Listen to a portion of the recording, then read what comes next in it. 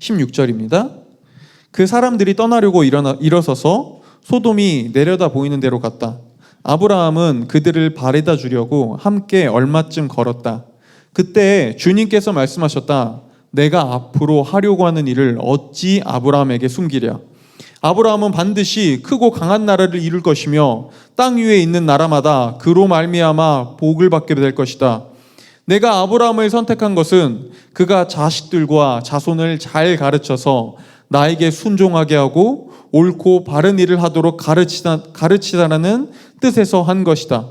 그의 자손이 아브라함에게 배운 대로 하면 나는 아브라함에게 약속한 대로 다 이루어 주겠다. 주님께서 또 말씀하셨다. 소돔과 고모라에서 들려오는 저 울부짖는 소리가 너무 크다. 그 안에서 사람들이 엄청난 죄를 저지르고 있다. 이제 내가 내려가서 거기에서 벌어지는 모든 악한 일이 정말 나에게까지 들려온 울부짖음과 같은 것인지를 알아보겠다. 그 사람들은 거기에서 떠나서 소돔으로 갔으나 아브라함은 주님 앞에 그대로 서 있었다. 아브라함이 주님께 가까이 가서 아뢰었다. 주님께서 의인을 기어이 악인과 함께 쓸어버리시렵니까? 그 성 안에 의인이 50명이 있으면 어떻게 하시겠습니까? 그래도 주님께서는 그 상을 기어이 쓸어버리시렵니까?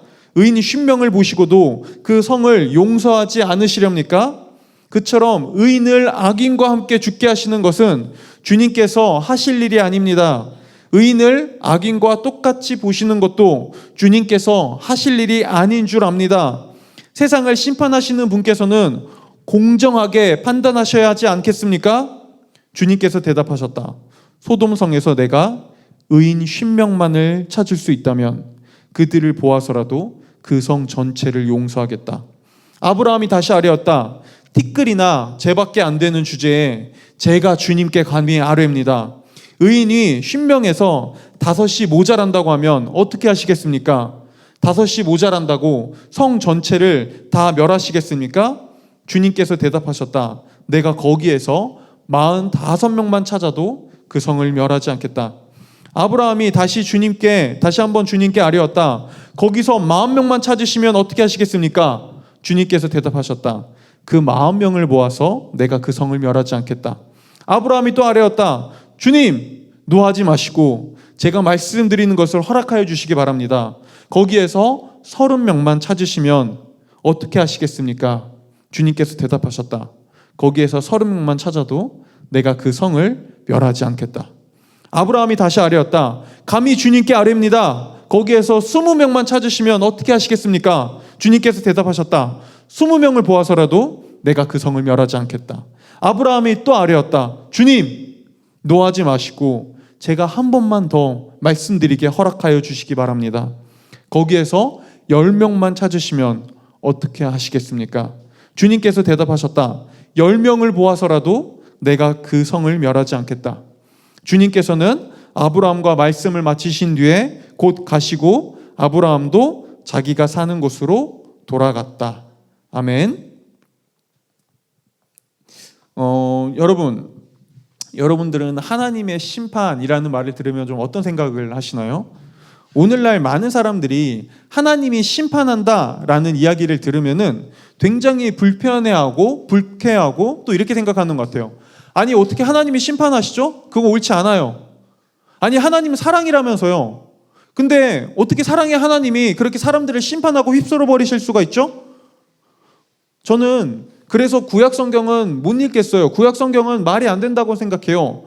아니, 구약 성경을 보면 너무 하나님이 쉽게 사람들을 휩쓸어 버리고 심판하시고 진노하시잖아요. 어떻게 그런 하나님을 사랑이라고 할 수 있냐고요? 저에게 그건 너무 부당합니다 라고 사람들은 말하곤 합니다.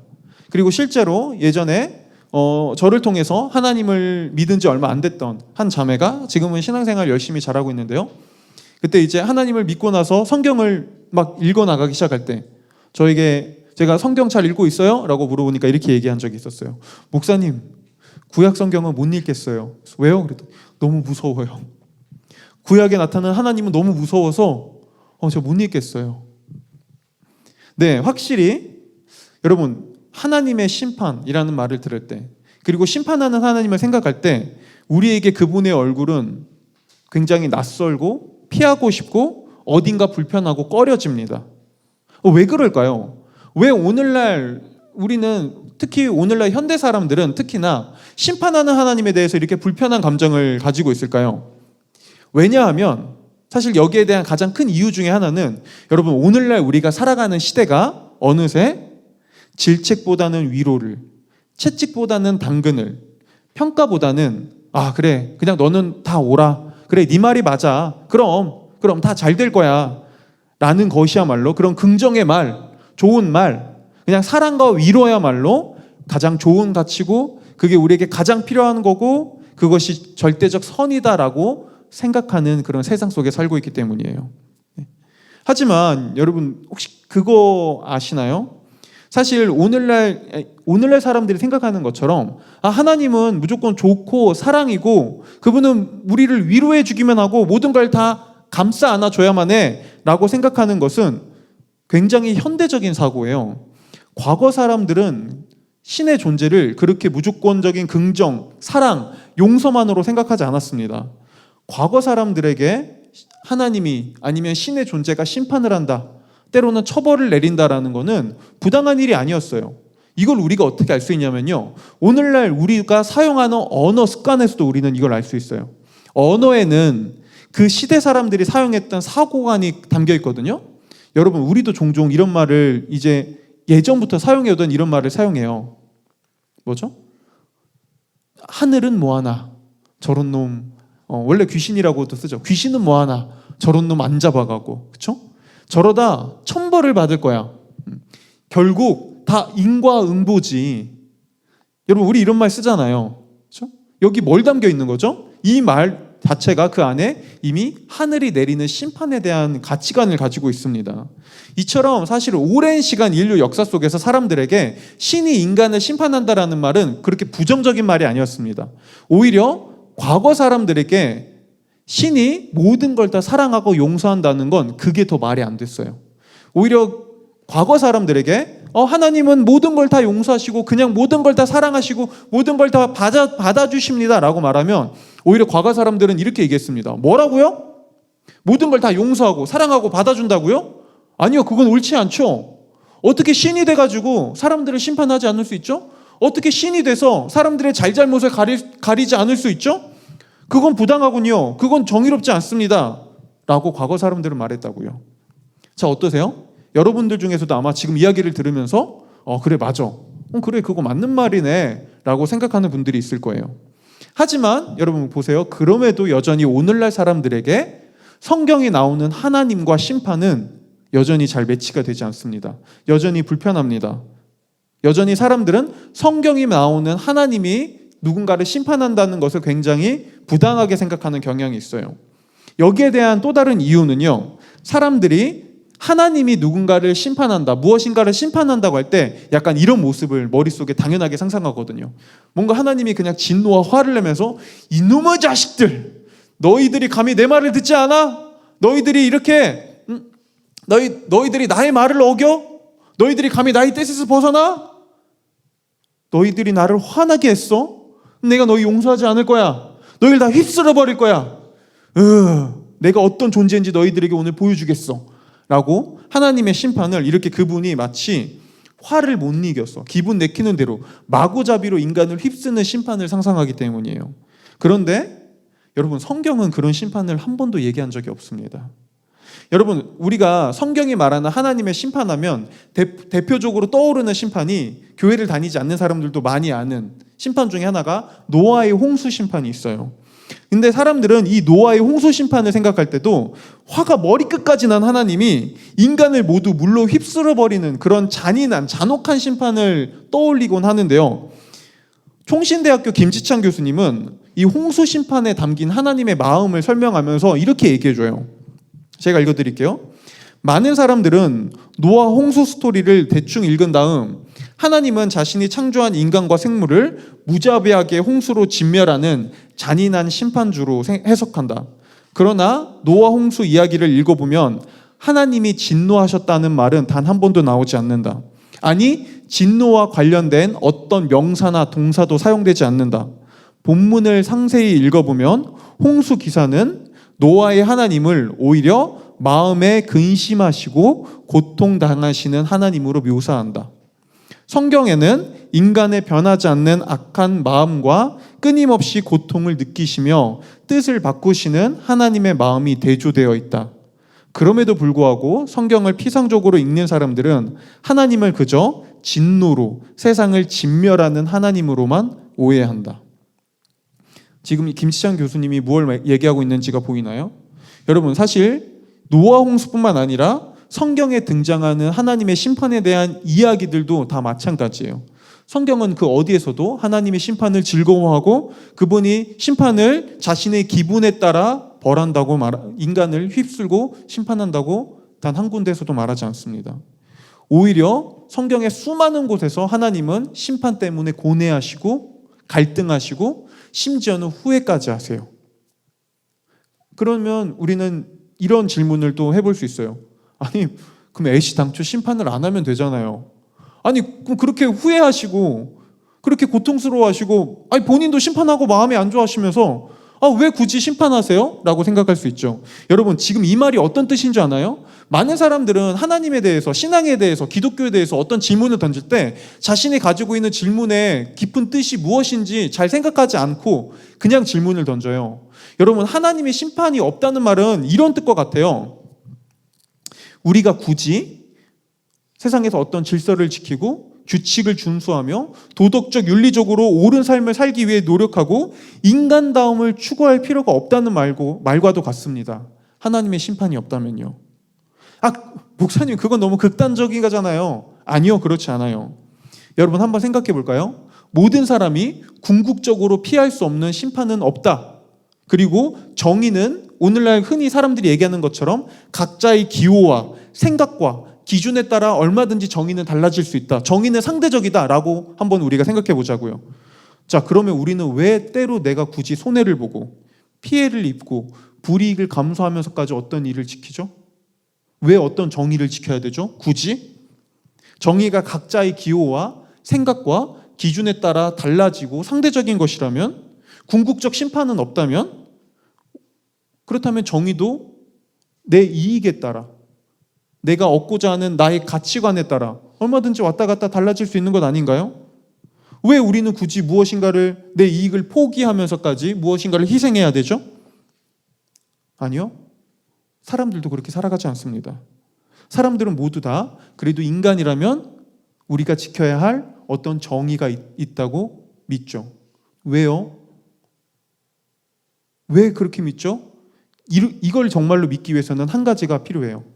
그 모든 것들을 결국에 마지막 날 최종적으로 심판할 재판장이 있을 때 이 정의도 가능해요. 절대적 정의도요. 모든 사람이 어길 수 없는 그런 정의요. 그리고 성경은 말하죠. 세상을 질서와 정의에 따라 창조한 하나님이야말로 이 공의의 재판장이라고요.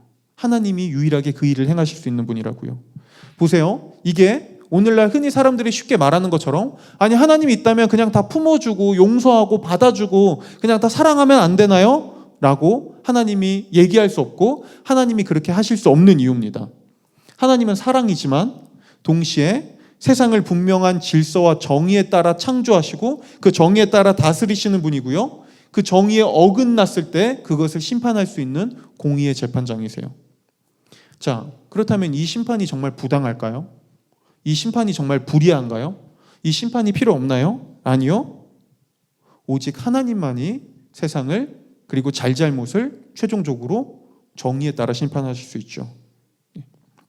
이런 의미에서 오늘 우리가 읽은 성경 이야기는 이 하나님의 심판이 무엇인지, 거기에 담긴 의미가 무엇인지, 하나님이 도대체 왜 심판하시는지에 대한 그분의 마음이 담겨 있는데요. 오늘 18장 1절에서 아브라함을 방문했던 하나님은 아브라함과 함께, 아브라함이 마므레라는 지역에 거주했는데 그곳은 그 해발 1000m에 있는 높은 지역에 있는 마을이었어요.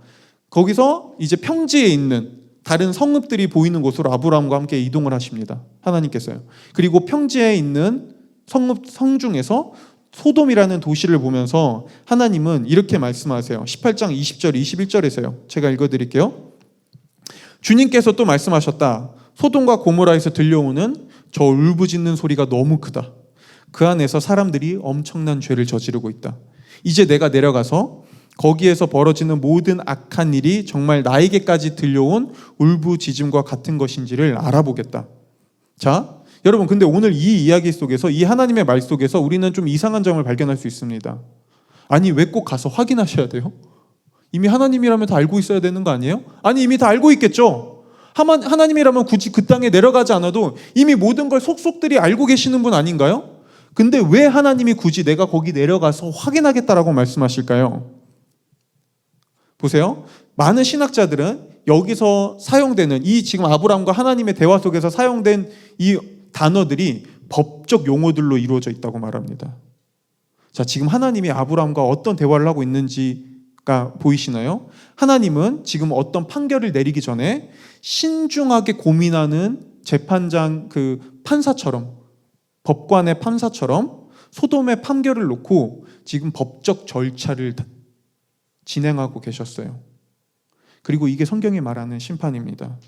오늘 그 아브람과 하나님의 이 대화에서도 알 수 있듯이 하나님은 심판을 마구잡이로 내리지 않습니다. 그분의 기분에 따라 사람들을 진멸하지 않습니다. 그분은 공정한 재판장으로 매우 신중하게, 하지만 매섭고 정의롭게 심판하세요. 그래서 하나님은 판사처럼 아브람 앞에서 말씀하시는 거죠. 내가 판결을 내리기 전에 더 사건의 진상을 알아보겠다. 그들이 정말 이 심판을 받을 만한 것인지 내가 평가하고 내가 그것들을 더 신중하게 조사하겠다. 나는 그렇게 마구잡이로 심판을 내리지 않는다. 나는 공의로운 재판장이다. 라고 말하고 계셨다고요. 보세요. 그렇다면 이게 하나님의 말하는 심판이고요. 이게 성경이 말하는 하나님께서 심판하는 이유입니다. 자, 그렇다면 우리는 여기서 한 가지를 더 생각해 볼 수 있어요. 도대체 그렇다면 소돔과 고모라의 죄는 어떤 죄였길래 하나님께서 그렇게 이 소돔과 고모라를 심판하고자 그 판결을 내리기 위해 그곳에 내려가려고 하셨을까요? 우리가 그 소돔과 고모라의 죄가 무엇인지를 이제 얘기할 건데요. 이걸 얘기하기 전에 한 가지 더 짚고 넘어가야 될 게 있습니다. 우리는 오늘 이 하나님께서 소돔과 고모라를 심판했다는 이 이야기를 가지고 이렇게 얘기해서는 안 돼요. 어떤 세상이 드러나는 어떤 재해나 사건이나 사고를 두고 이거 하나님의 심판이에요. 저 나라, 저 국가, 저 지역이 저 이방 민족이잖아요. 하나님을 믿지 않는 곳이잖아요. 저긴 기독교 국가가 아니잖아요. 저곳은 우상을 섬기는 곳이잖아요. 저곳은 타락한 곳이었어요. 그래서 하나님께서 거기를 심판한 거예요. 라고 함부로 말할 수 없다는 거예요. 그렇게 오늘 이야기를 그 어떤 사건에 맞추면 안 된다는 거예요. 왜냐하면 여러분, 성경에서는 소돔과 고모라 이후에도 하나님께서 어떤 도시를 이와 같은 방식으로 심판하지 않습니다. 오직 여기서만 그래요. 그리고 성경은 여러 곳에서 타락한 도시를 묘사할 때 그곳이 소돔과 같다라고 묘사해요. 무엇을 말하죠? 그만큼 소돔에 담긴 소돔과 고모라를 심판한 이 사건이 어떤 상징적인 의미를 가지고 있는 사건이었다는 거예요. 그래서 베드로후서에서도 이 소돔과 고모라의 상징성을 두고 이렇게 얘기해줘요. 한번 이건 우리가 다 같이 읽어볼게요. 베드로후서 2장 6절을 한번 읽어보겠습니다. 한번 읽어볼게요. 시작.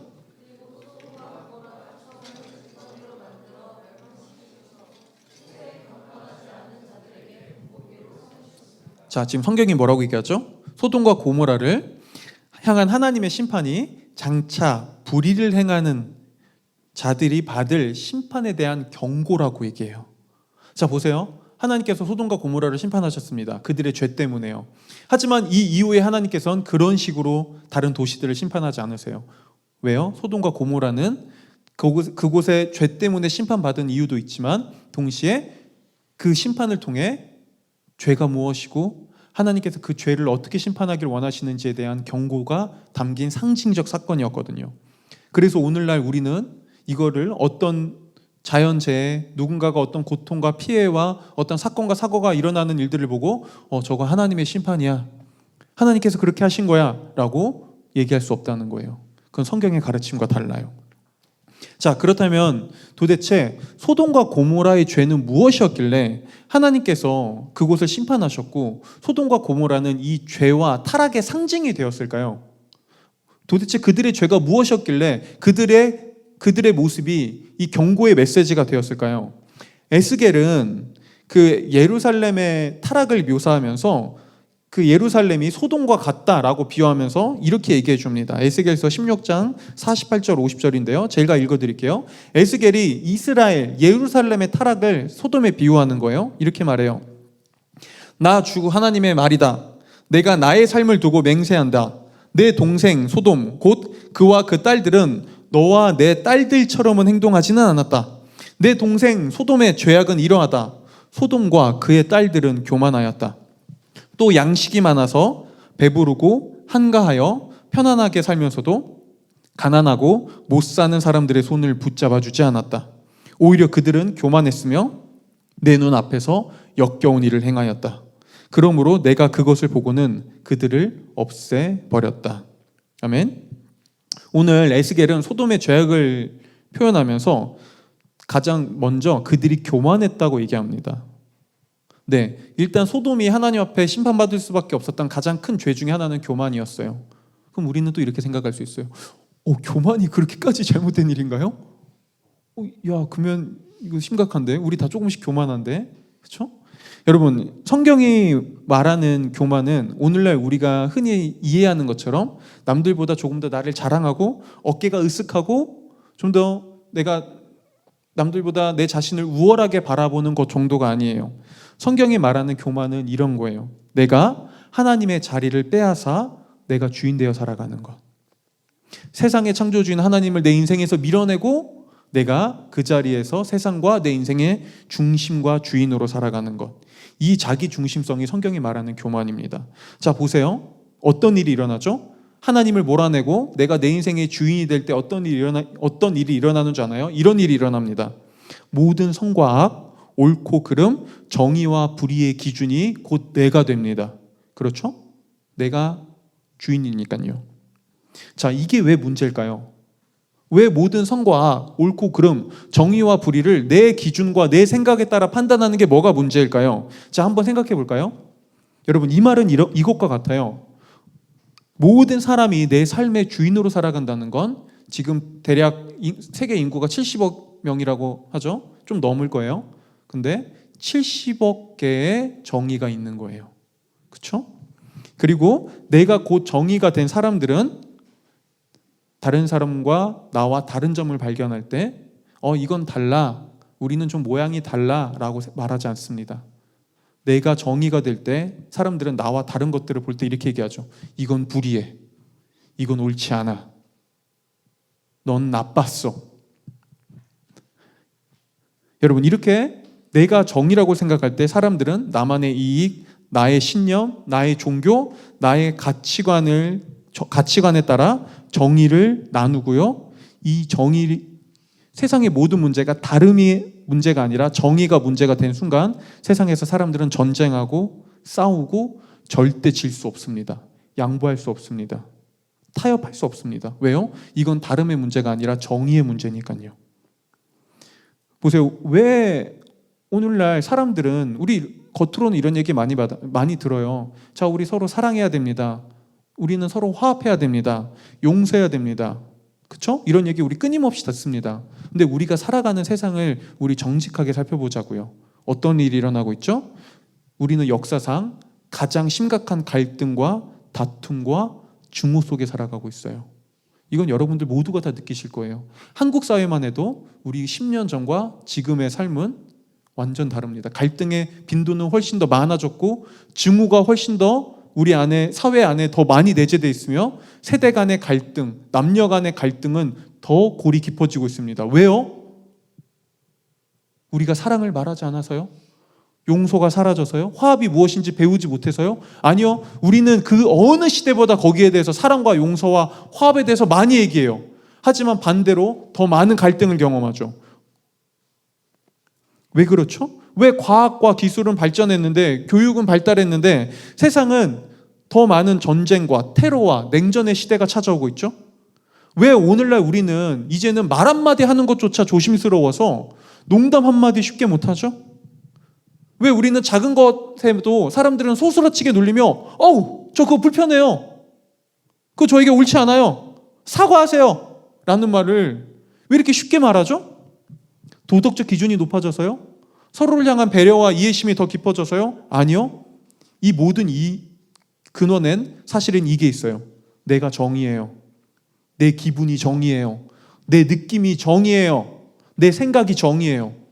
그러니 당신이 날 불편하게 했다면, 당신이 내 생각과 다른 말을 했다면 그건 다른 게 아니라 틀린 거예요. 아니, 불이한 일이에요. 나는 그걸 참지 않을 겁니다. 나는 당신과 싸울 겁니다.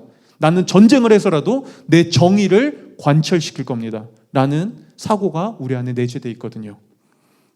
보세요. 왜 이 교만, 내가 내 인생의 정의가 되어버린 교만이 왜 이렇게 큰 죄가 될 수밖에 없는지 보이시나요? 모든 사람이 내가 정의가 되어버린 세상에서 여러분 당연히 정의는 더 큰 힘을 가진 사람에 의해 세상의 정의는 결정됩니다. 그리고 이 속에서 어쩔 수 없이 수많은 힘이 없는 사람들은 수많은 피해와 억울함에 시달리고요. 피눈물을 흘리죠. 그리고 성경은 말해요. 바로 이게 소돔의 죄였다고요.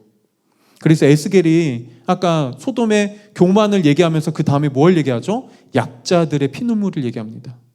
너희들이 약자들을 돌보지 않았고 너희의 배부름만 추구했고 그들의 억울함을 내팽개쳤다라고 말하죠.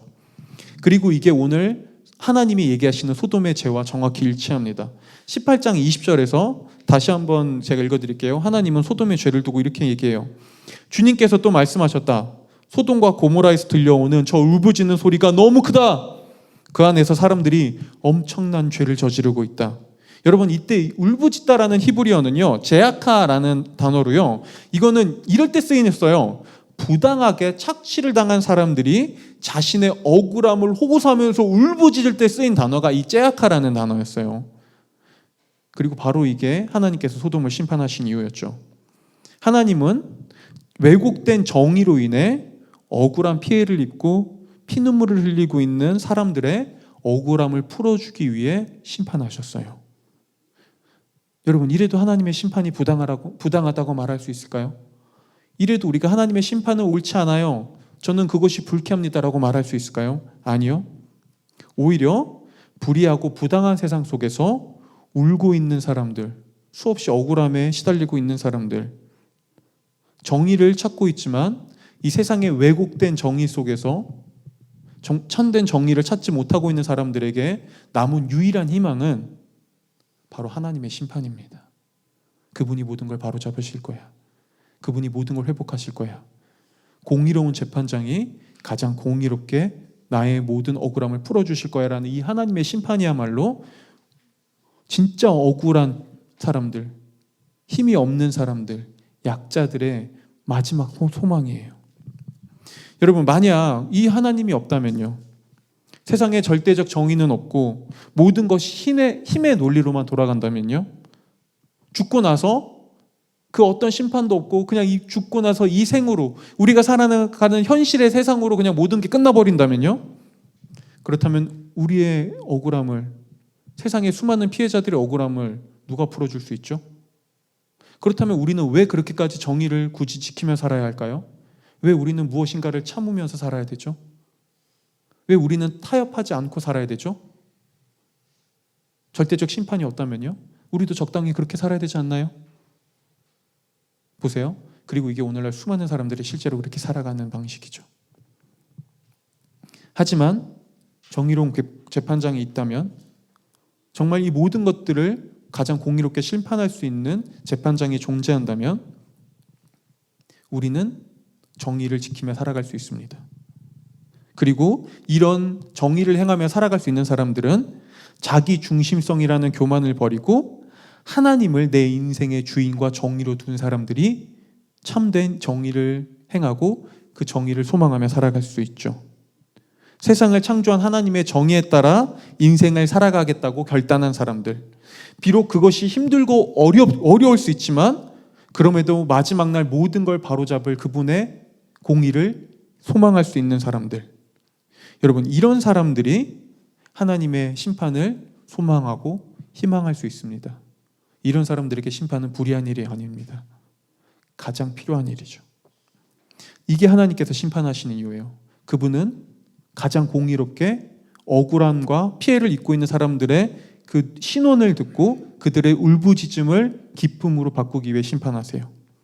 자, 우리가 하나님의 심판에 대해서 얘기해봤다면 두 번째로 오늘 이야기를 통해 그렇다면 하나님의 정의란 무엇인가에 대해서 좀 얘기를 하려고 하는데요.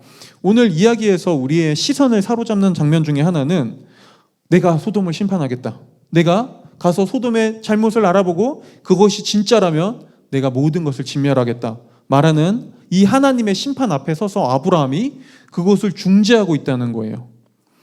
근데 아브라함의 오늘 모습을 보면은 굉장히 겸손하면서도 그는 하나님께 굉장히 겸손해요. 하나님, 저는 티끌과 재입니다.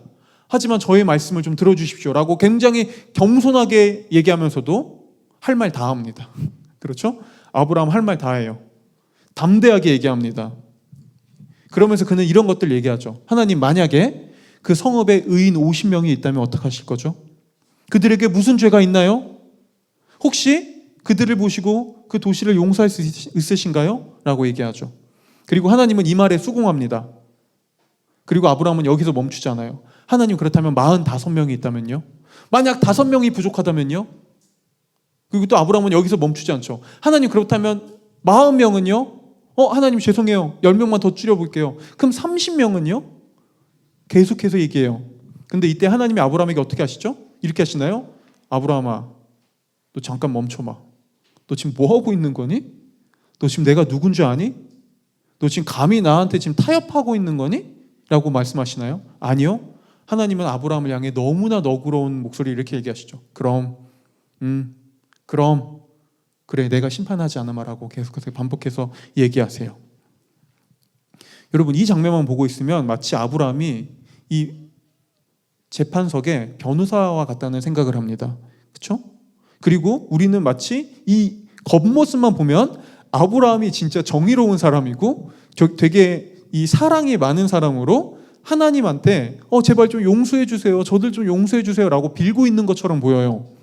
하지만 여러분, 그러지 않습니다. 아브라함이 정의롭고 아브라함이 사랑이 많아서 아브라함이 지금 중재자의 역할, 변호사의 역할을 하고 있는 게 아니었어요. 여러분, 당시 소돔에는 아브라함의 조카인 롯과 그의 가족들이 있었어요. 그런데 보세요. 오늘 아브라함은 하나님께 이런 얘기를 하지 않아요. 하나님, 소돔이 나빴군요. 그들이 죄를 지었군요. 근데 제 조카는 좀 다르거든요. 저를 봐서라도 제 조카는 좀 용서해 주십시오. 저의 조카 롯과 그의 가족들만이라도 좀 용서해 주세요 라고 아브라함은 보세요. 단 한 번도 말하지 않습니다. 롯의 이름조차 꺼내지 않아요. 지금 뭐 하고 있는지 보이세요. 그는 학연과 지연과 인정을 들며 하나님, 그렇다면 제 혈육이라도 좀 용서해 주세요라고 로비하고 있지 않았어요. 아브라함은 로비하고 있지 않았다고요. 근데 오늘날 우리가 세상에서 일어나는 이거죠. 어떤 재판장이 있을 때 우리 세상에서 이런 일 사실 실제로 많이 일어나요. 몰래 가서 만나죠. 오늘날 정관이호라고 하게 돼요. 선배님, 이번에 제가 맡고 있는 이 피의자가 좀 이 형이 좀 무거운데 선배님 좀 봐주십시오. 그렇다면 나중에 제가 잘 대우해줘서 선배님이 나중에 은퇴하시고 판사 은퇴하시고 변호사 되실 때 제가 한 자리 마련해 놓겠습니다. 오늘날 사회에서는 이런 로비가 많이 일어나요. 근데 아브라함은 로비하고 있지 않았어요. 왜 그럴까요? 아브라함은 알고 있었거든요. 하나님은 그런 로비가 통하지 않는 정의로운 재판장이라는 것을요. 그런 인맥과 학연과 혈육, 지연으로 하나님을 설득할 수 없다는 걸 아브라함은 알고 있었거든요. 보세요. 그래서 아브라함은 하나님을 어떻게 설득하는 줄 아나요? 그분의 정의를 붙잡고 설득합니다. 그분의 정의를 가지고 설득해요. 그러니까 이렇게 얘기하고 있는 것이죠. 아브라함은 이렇게 얘기하고 있었어요. 하나님, 당신은 정의로운 분이시지 않습니까? 당신은 의로운 분이시지 않습니까? 그렇다면 이게 당신의 의로움에 더 합당한 모습이지 않을까요? 하나님이 정의로우신 분이라면 이런 모습이 하나님의 정의에 더 옳은 모습이지 않습니까? 라고 아브라함은 하나님의 정의에 호소하며 소돔을 위해 중재하고 변호하고 있었어요. 그런데 여러분, 이 모습은 그 고대 사회에서 이건 굉장히 충격적이고 굉장히 센세이션한 일이었어요. 왜냐하면 폰 라드라는 신학자는 이 부분을 설명하면서 굉장히 통찰력 있는 인사이트를 주는데요. 여러분, 오늘날 현대 사람들에게 지금 이 아브라함의 요구, 하나님 의인 50명이 있다면 어떻게 그들 때문에 그들은 어떻게 해요? 그들은 불쌍하잖아요. 그들을 위해서라도 좀 용서해 주세요 라는 말이 우리에겐 합당한 말이에요. 우리에겐 그게 그렇게 이상한 말이 아니에요. 근데 여러분, 고대 사회를 보세요. 고대 사회는 공동체주의 사회였어요. 지금 우리가 살아가는 사회는 개인주의 시대라 우리는 내가 잘못한 벌은 내가 받고 네가 잘못한 벌은 네가 받는 게 맞아라고 생각해요. 근데 고대엔 그러지 않았다고요. 그 당시 사람들은 서로가 연결되어 있다고 믿었고요. 만약 마을에서 누군가 심각한 잘못을 저질렀다면 거기엔 그 한 사람의 잘못을 넘어 그들의 가족, 친척, 더 나아가서는 마을에게까지 책임을 물었습니다. 왜요? 그들은 연결되어 있다고 믿었으니까요. 그들은 서로 하나라고 믿었으니까요. 이거 우리나라 과거에서도 알 수 있는 게, 예전에 어떤 심각한 잘못을 저지른, 예를 들어서 반역을 저지르면은 그 아버지만 죽이지 않습니다. 몇 세대를 멸하죠? 네, 3족을 멸해요. 3대를 멸해요. 왜 그렇죠? 잔인하기 때문에 그런 건가요? 아니요. 그 당시 사회에선 연결되어 있다고 봤거든요. 아버지의 죄가 친척들과 그 형제들과 자식들에게 다 연결되어 있다고, 모두에게 책임을 묻는 게 당연하다고 생각했거든요. 고대 사람들은 그랬다고요. 만약에 이런 세계관을 가진 사람들은 그래서 아브라함처럼 얘기하지 않았습니다. 이렇게 얘기했죠. 그래, 지금 소돔이라는 마을 전체가 지금 그렇게 죄를 저지르고 엄청난 심각한 죄인들이 됐는데 그럼 저건 공동의 책임이지. 아무리 자신은 죄가 없는 것 같아도 저건 다 같이 책임을 물어야 돼. 어쩔 수 없는 거야. 그게 옳은 거야. 그게 정의야 라고 이 당시 사람들은 생각했다고요. 근데 지금 아브라함은 뭐라고 얘기하고 있죠? 아니요, 그거 옳지 않습니다. 그건 하나님의 정의에는 맞지 않습니다 라고 얘기하고 있었다고요. 지금 아브라함은 그 당시 사회와 완전히 다른 정의를 얘기하고 있었어요. 지금 아브라함은 단순히 이렇게 말하고 있는 정도가 아니었어요. 하나님, 범죄를 저지른 다수의 사람들 때문에 죄를 범하지 않은 소수가 처벌받는 건 옳지 않습니다. 아브라함은 이 정도에서 멈추는 게 아니었어요. 그는 더 나아가 이렇게 얘기하고 있었습니다. 하나님, 저는 당신이 정의롭고 의로운 분이라는 걸 알고 있습니다. 그리고 그래서 하나님은 의로움을 매우 중요하게 여기십니다. 그렇다면 하나님, 혹시 소수의 의로움이 다수의 죄를 씻을 수도 있습니까? 하나님이 정말 정의롭고 의로움을 중요하게 여기시는 분이라면 소수의 의로운 자들로 인해 다수의 죄악을 용서하실 수도 있으십니까? 그게 하나님의 정의에 옳은 일입니까? 라고 말하죠. 그리고 하나님은 말씀하세요. 그렇다. 가능하다. 나는 의로움을 중요하게 여기기에 소수의 의로움으로 기꺼이 다수의 죄악도 용서하기를 원한다. 내 정의는 사랑과 용서에 있다라고요. 그리고 아브라함은 계속해서 얘기하죠. 하나님, 그렇다면 50명도 가능하나요? 그럼. 40명도요? 그럼. 30명도요? 그럼. 20명도요? 그럼. 10명도요? 그럼. 당연하지. 나는 그들의 의로움으로도 전체를 용서하기를 원한다라고요. 자, 그런데 아브라함은 10명까지 갔다가 여기서 멈춰요. 자, 아니, 이상하지 않아요? 10명까지 했으면 기왕 솔직하게 얘기했으면, 하나님 10명, 하나님 죄송합니다. 한 번만 더 얘기할게요. 그럼 한 명은요? 이게 진짜 중요하지 않겠어요? 이게 진짜 궁금한 거 아니겠어요? 하나님, 그렇다면 한 명은요? 라고 얘기해야 되는데 아브라함은 10명에서 멈춰요. 왜 그렇죠? 왜 그는 여기서 멈췄을까요? 월터 브루그만이라는 신학자는요, 이 부분을 설명하면서 이렇게 얘기합니다. 아브라함이 10명에서 멈춘 이유는 그가 하나님 50명, 40명, 30명, 20명, 10명이라고 하는 도중에 한 가지 사실을 깨달았기 때문이라고요. 뭐죠? 하나님이라면 내가 앞으로 5명을 말해도 1명을 말해도 기꺼이 그렇다고 하시겠구나. 이게 그분의 정의구나. 그분의 정의는 사랑과 용서를 향하고 있는 정의구나라는 걸 아브라함이 말하는 도중에 깨달았다고요. 동시에 아브라함은 한 가지를 더 깨달았을 거라고 그는 얘기합니다. 바로 이거죠. 그런데 하나님 앞에 그렇게 의로울 수 있는 사람은 아무도 없구나. 그는 그 이야기를 하면서 자신을 봤을 겁니다. 나조차 그렇게 의롭지 않았는데 하나님께 정말 이 모든 도시와 성읍을 용서할 수 있을 만큼 완벽하게 의로운 존재는 아무도 존재할 수 없구나라는 걸요. 그래서 아브라함은 10명에서 이야기를 멈추고 거기서 돌아갑니다. 그런데 아브라함의 행동은 완전 무의미한 행동은 아니었어요. 왜냐하면 19장을 보면 하나님은 소돔을 심판하실 때 아브라함의 조카인 롯과 그의 가족을 구원해 주시거든요. 왜요? 아브라함 때문에요. 완벽히 의로운 존재도 아니고 완전하게 의롭지도 않았지만 그래도 그 조금이라도 하나님 앞에 의로웠다는 아브라함의 그 조그마한 의로움 때문에 하나님은 롯과 그의 가족을 용서해 주십니다. 이걸 가지고 성경은 19장 20절에서 이렇게 말합니다. 한번 우리가 읽어볼게요. 19장 20절입니다. 한번 읽어보겠습니다. 시작.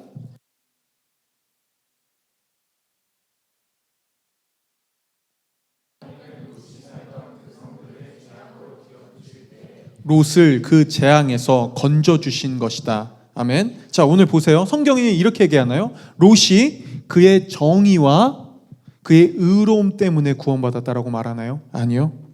롯은 그의 삼촌인 아브라함을 생각하신 하나님의 은혜로 구원받았습니다.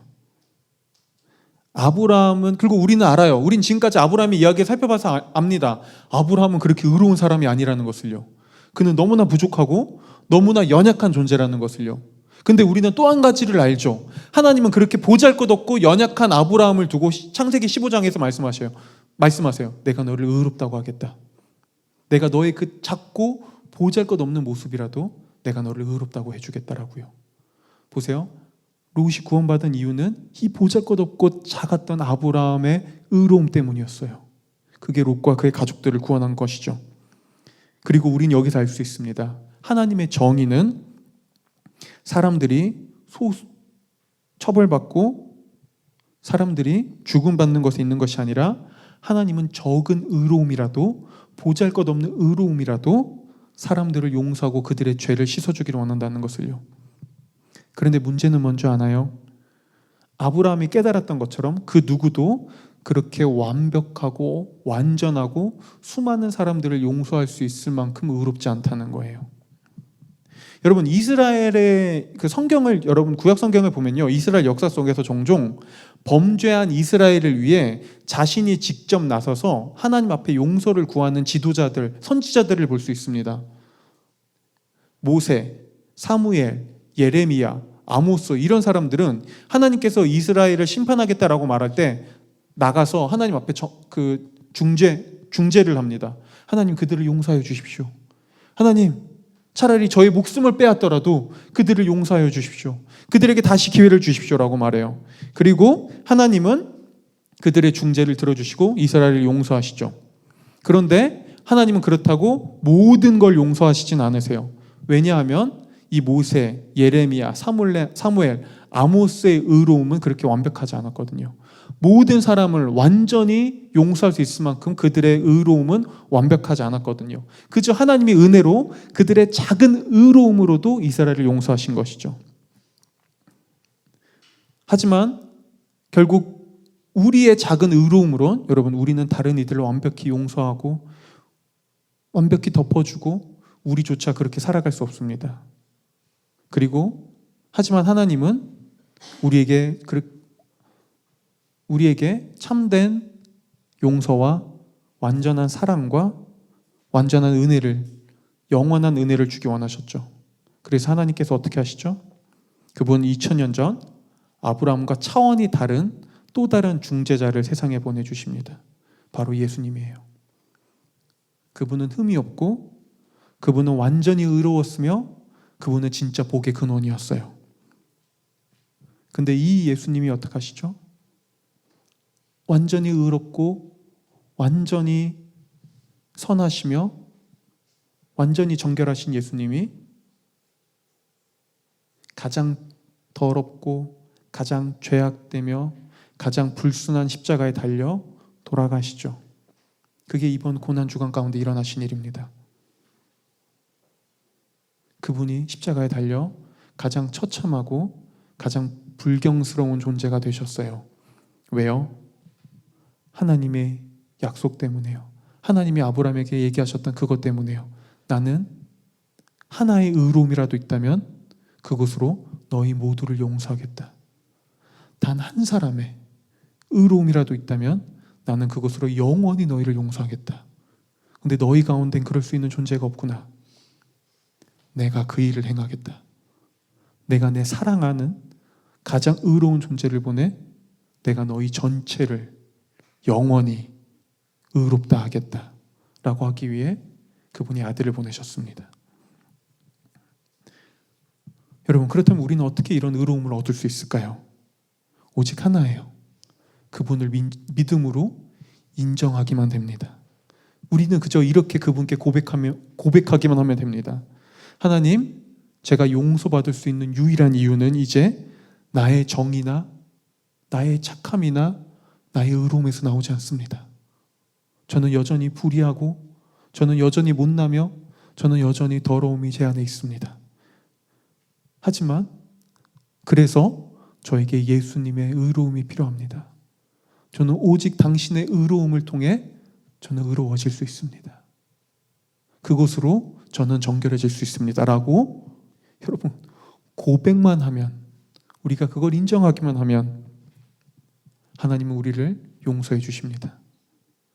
이게 믿음이에요. 이렇게 내가 정의가 되어 살아가던 삶에서 이제 내려와 나를 위해 온전히 의로움을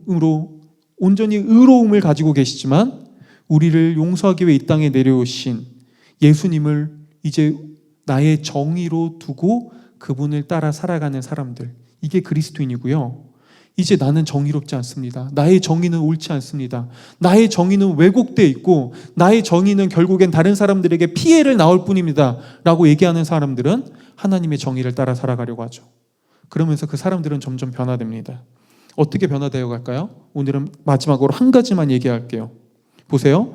이제 내가 정의롭다는 사실에서 내려와 더 이상 나의 정의를 가지고 구원받지 않아도 되는 사람들, 이제 다른 하나님의 정의를 붙잡고 살아가는 사람들은 나와 다른 사람이 다르다는 사실을 인정할 수 있게 됩니다.